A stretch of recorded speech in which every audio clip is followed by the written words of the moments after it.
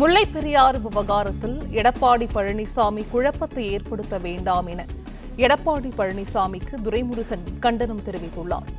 நதிநீர் பிரச்சினையில் தமிழக மக்களை அதிமுக குழப்புவதாக அமைச்சர் துரைமுருகன் குற்றம் சாட்டியிருக்கிறார். நதிநீர் பிரச்சினையில் தமிழக மக்களை அதிமுக குழப்புவதாக அமைச்சர் துரைமுருகன் அறிக்கை வெளியிட்டிருக்கிறார். மேலும் முல்லை பெரியார் விவகாரத்தில் எடப்பாடி பழனிசாமி குழப்பத்தை ஏற்படுத்த வேண்டாம் என எடப்பாடி பழனிசாமிக்கு அமைச்சர் துரைமுருகன் கண்டனம் தெரிவித்திருக்கிறார். கூடுதல் விவரங்களை செய்தியாளர் ராஜகுமரன் வழங்க கேட்கலாம். ராஜகுமரன் வணக்கம். இது குறித்தான முழு விவரங்களை பதிவு செய்யலாம். அதிமுக பொதுச் செயலாளர் எடப்பாடி பழனிசாமிக்கு துரைமுருகன் கண்டனம் தெரிவித்து இந்த பதிவை வெளியிட்டிருக்கின்றார். அதன் அடிப்படையில் அதிமுக பொதுச் செயலாளர் எடப்பாடி பழனிசாமி பல்வேறு கருத்துக்களை தெரிவித்து வரக்கூடிய சூழ்நிலையில் அவை அனைத்தும் உண்மைக்கு புறம்பானவை என்று விமர்சிக்கக்கூடிய வகையில் துரைமுருகன் தன்னுடைய பதிவை வெளியிட்டிருக்கின்றார். அண்மை காலமாக தமிழக அரசினுடைய செயல்பாடுகளில் ஒரு தேக்க நிலை இருப்பதாக துரைமுருகன் பதிவு செய்திருந்த சூழ்நிலையில் அவற்றை எல்லாம் சுட்டிக்காட்டி துரைமுருகனுக்கு துரைமுருகன் கண்டனத்தை தெரிவித்திருக்கின்றார். குறிப்பாக நதிநீர் பிரச்சனையில் தமிழக மக்களை அதிமுக குழப்புவதாக துரைமுருகன் தன்னுடைய அறிக்கையிலே தெரிவித்திருக்கின்றார்.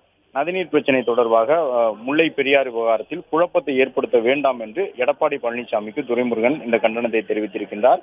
முல்லை பெரியாறு விவகாரம், நதிநீர் பிரச்சனை தொடர்பாக தமிழக மக்களை அதிமுக குழப்புவதாக தன்னுடைய அறிக்கையிலே துரைமுருகன் தெரிவித்திருக்கின்றார். முல்லை பெரியாறு அணையில் 152 அடி வரை தண்ணீரை தேக்கி வைக்க நடவடிக்கை மேற்கொள்ளவில்லை என அதிமுக உண்ணாவிரத போராட்டத்தை அறிவிப்பு செய்திருக்கின்றார்கள்.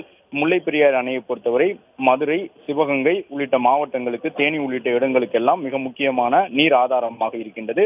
எனவே திண்டுக்கல், தேனி, மதுரை, சிவகங்கை, ராமநாதபுரம் உள்ளிட்ட மாவட்டங்கள் முல்லை பெரியாறு அணையின் காரணமாக நேரடியாகவும் குடிநீர் திட்டங்கள் மூலமாகவும் குடிநீர் மற்றும் பாசன வசதியை பெறக்கூடிய நிலையில் முல்லை பெரியாறு அணையில் 152 அடி வரை தண்ணீரை தேக்கி வைப்பதற்கு முறையான நடவடிக்கையை மேற்கொள்ளவில்லை என்று குறிப்பிட்டு அதிமுக சார்பில் உண்ணாவிரத போராட்டம் அறிவிக்கப்பட்டிருக்கின்றது.